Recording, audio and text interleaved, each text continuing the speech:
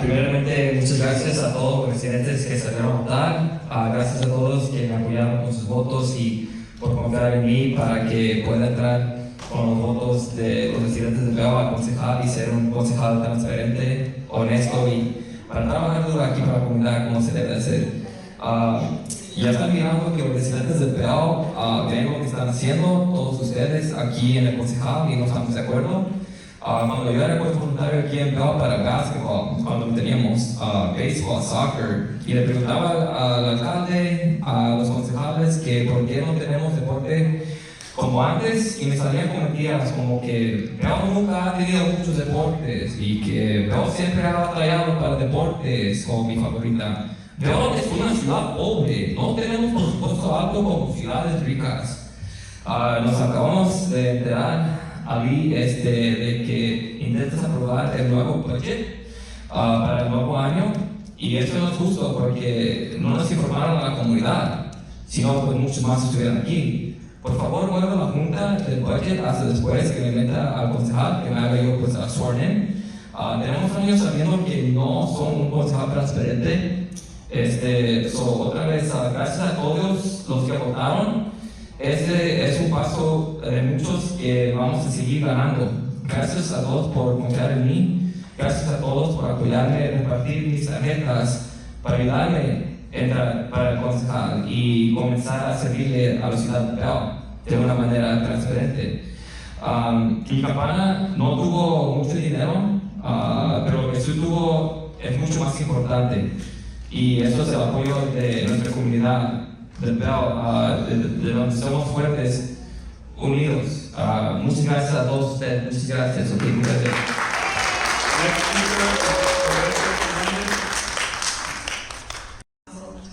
I'm here to talk about the proposed budget, and one of the things that I want to request is that this resolution of this adoption of the budget be moved so that we, the people, have the opportunity to actually review the budget and provide our input. I'm looking at the report that was posted this weekend. It's 100 and some pages. We did not have the opportunity to review everything. This is the first time we see this. When we did have the community meetings, there were not hearings. There were simply information meetings where we were given the timeline, the procedure, and here, in one of them says that the city manager and finance director will propose the budget to the city council and residents have the opportunity to ask questions during the public hearings. That did not happen yet. It is claimed that it did happen on April 30 and May 6, which is the meetings that I attended, and this is what we covered. We covered 6 pages of process, timelines, but nothing to do with the proposed budget. So at this point, like I said, I am requesting to move this so that we have the opportunity to review this. If this meeting is considered a workshop where we have the opportunity to do so, then we should also be given the opportunity to be prepared so that we can answer the right questions and that you can provide the questions and concerns that we have regarding the budget. So that is my proposal. I did attend the workshop that was held in Wilcox. We were not given the opportunity.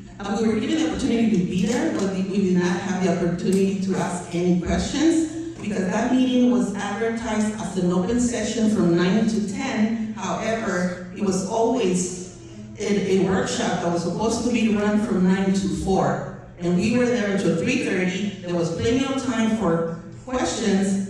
The city manager told the mayor, here's the opportunity for them to ask the questions now, and the meeting was adjourned.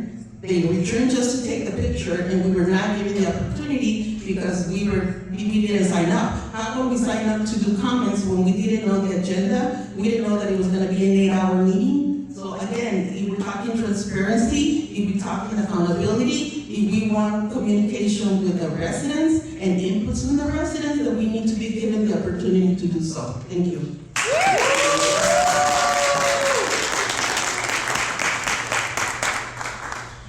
After Alfredo is Nora Sainz. Buenas tardes. Qué bonito, ¿verdad? No le pusieron más celos porque no, yo creo que no hallaron. Aparte, qué bonita democracia. Por ahí se me hizo muy raro que llegaran árabes, en su mayoría, que no están registrados aquí en sus domicilios. Eso es muy raro, nada más árabes. Pero eso lo tenemos que, se está investigando y lo tenemos que investigar. Si es posible, vamos a poner una demanda para anular la elección aquí en la ciudad de Bell. Otra cosa, ponen aquí que los mojos no están construidos para ser habitables. Esa es una mentira de Mike, por supuesto. Hasta ahorita se están dando cuenta, después de más de 50 años, además que están saturados de personas. Además, como el 10% de las personas ya no viven ahí. Entonces, esa es otra mentira. Otra mentira, todos los gastos que ponen aquí, pero nunca han mencionado cuánto es lo que reciben de los parques. No, eso no lo mencionan. Entonces, ¿cómo van a...? Pero no se preocupen, nosotros lo vamos a poner y se lo vamos a hacer saber a la gente para que sepan la corrupción que hay, porque sabemos que es más de lo que ustedes están haciendo saber a la gente de la ciudad de Bell, culpándonos del déficit que hay. Si hay algún déficit, es porque ustedes están mal administrados. Que tienen muchos gastos en los mojos. ¿Cuántos semáforos hay en los mojos? ¿Cuántas banquetas hay en los mojos? Eso, ustedes hagan llegar al público.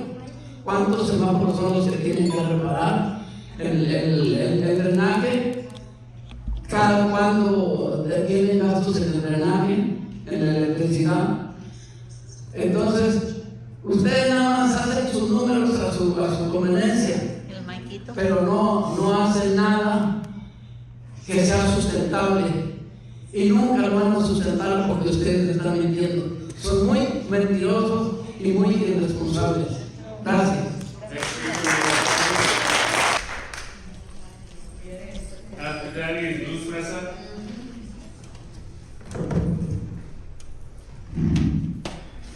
Good evening. I'm here to speak on agenda item 1, the proposed budget for the fiscal year 2026 to 2027, which the most pressing concern is the city is planning to begin the year with a deficit of $2.3 million.